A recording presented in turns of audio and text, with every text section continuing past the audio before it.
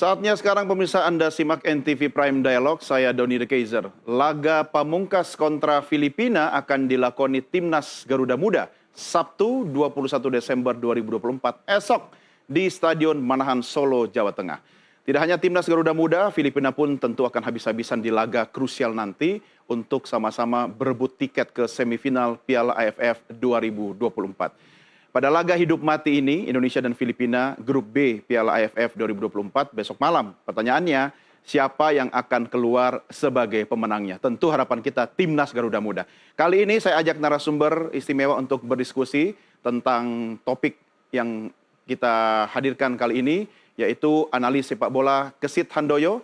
Kemudian ada Ketua Umum The Jackmania, Diki Sumarno, dan juga nanti akan bergabung bersama kita melalui sambungan Zoom manajer Timnas Indonesia Sumarji. Apa kabar Bung Kesit? Kabar baik, Mas Dodi. Terima kasih. Bung Diki. Baik. Terima kasih. Ini Indonesia Filipina besok krusial. Komentar Anda? Iya, sangat krusial karena ini pertandingan hidup mati ya menurut Hidup saya. mati ya. Karena dua-duanya masih punya peluang untuk bisa lolos ke semifinal.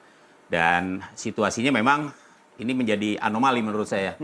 Kenapa? Kalau kita lihat dari pertandingan-pertandingan yang berlangsung di grup B misalnya.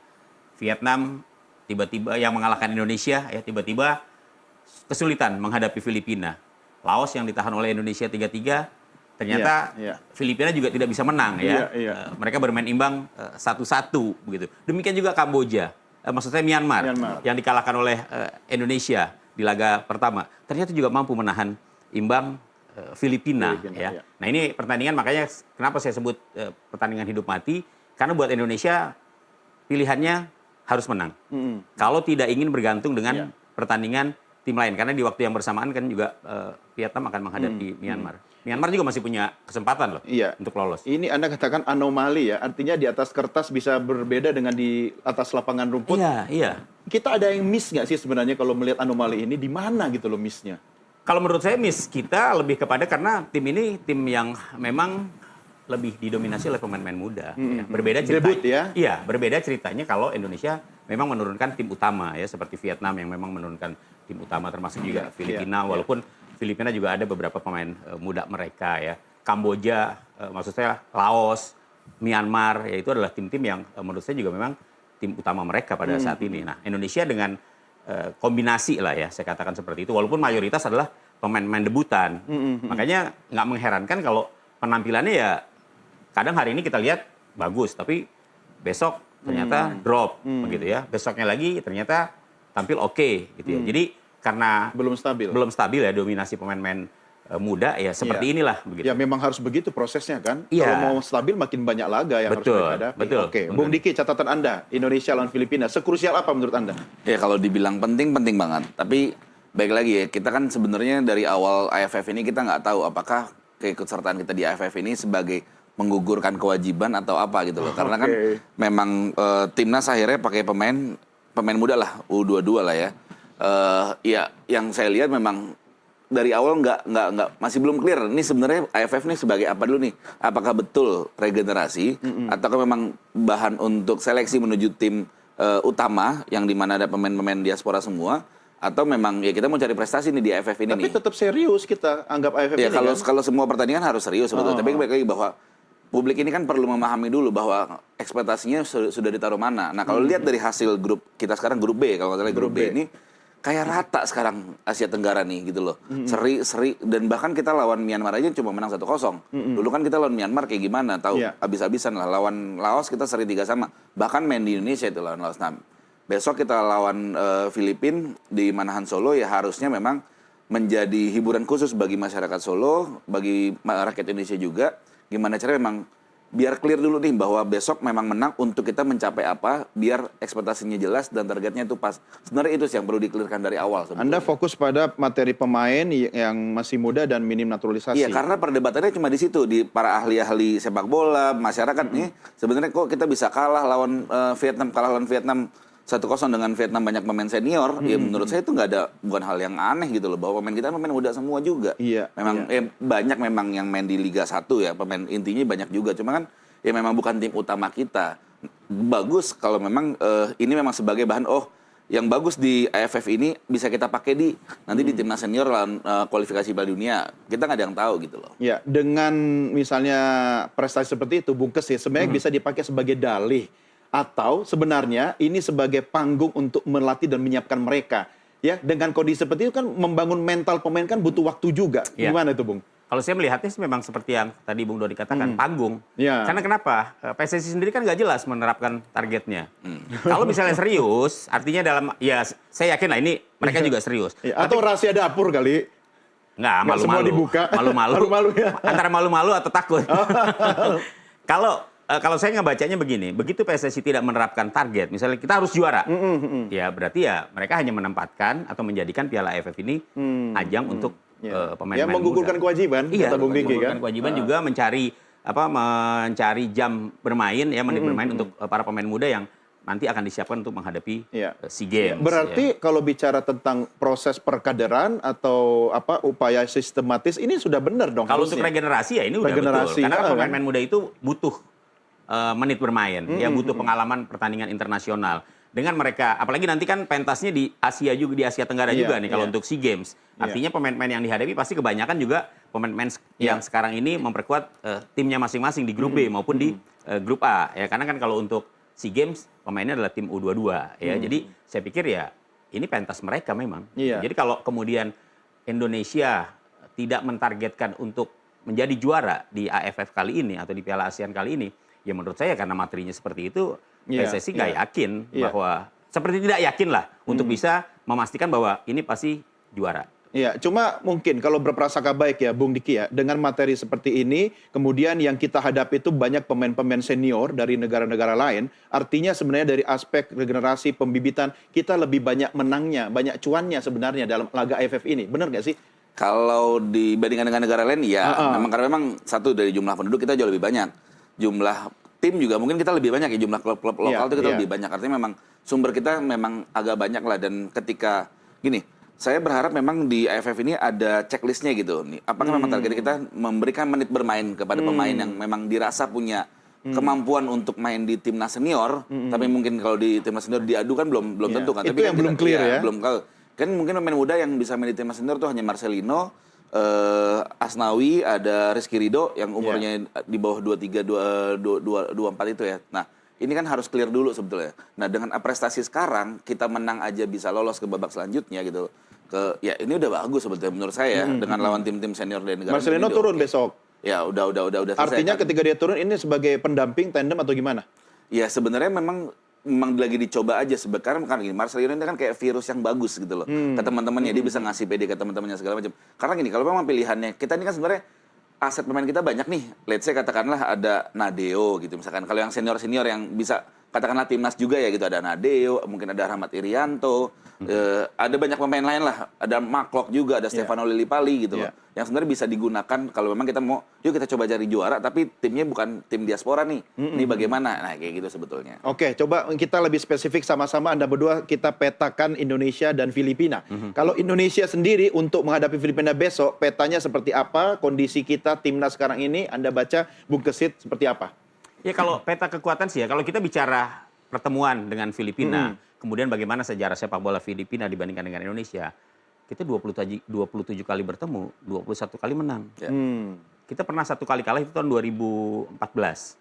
Ya ketika itu 10 tahun lalu. Iya, Lagi konflik tuh ya. lagi konflik kita kalah 4-0 ketika itu. Ya ini merupakan catatan yang buruk memang karena untuk pertama kalinya. Itu lagi konflik. Iya, karena kan abis itu kan kita di ban kalau nggak salah ya oleh FIFA. Gitu ya. 2014 kita kalah dengan skor 0-4, ya kita tidak lolos ke babak berikutnya ke babak knockout. Kita kalah bersaing dengan Vietnam, dengan Laos dan dengan Filipina. Ya, jadi kalau bicara itu kita ini menang. Artinya sejarah menunjukkan bahwa Indonesia di atas Filipina. Nah, kalau kemudian kita menghitung kekuatan dari sekarang ya memang pada akhirnya kita harus bersikap realistis. Realistisnya apa nih? Realistisnya Di atas angin. kalau untuk pertandingan menghadapi Filipina nanti ya, besok lah ya. Besok. Saya masih optimis timnas bakal menang. Tapi saya pikir mereka tidak akan mudah untuk bisa melewati Filipina. Artinya bakal ada perjuangan keras yang harus mereka tunjukkan. Tidak seperti tim-tim yang sebelumnya ketika Indonesia masih menurunkan formasi lengkap dengan Karena pemain-pemain ini senior. tim debutan maksud Anda. Iya. Oke, Dan kita melihat bagaimana kiprah Filipina. Belum pernah kalah loh. Ya, walaupun mereka imbang, Iya, ya, iya. mereka belum pernah kalah. Ya, tapi mungkin ya Bung Diki, kalaupun kita berhasil atas Filipina, ya itu sesuai dengan yang Bung Kusi katakan. Kalaupun belum berhasil, sebenarnya itu Anda pernah bilang ini kalah tapi aroma menang, rasa menang sebenarnya. Ya sebenarnya kan tinggal apa apa enggaknya aja gitu. Karena rakyat Indonesia tuh Saya nggak berani pilih istilah itu. kalau mainnya bagus tapi ternyata tiba-tiba kalah juga, kita nendang banyak kena tiang Iya, gitu.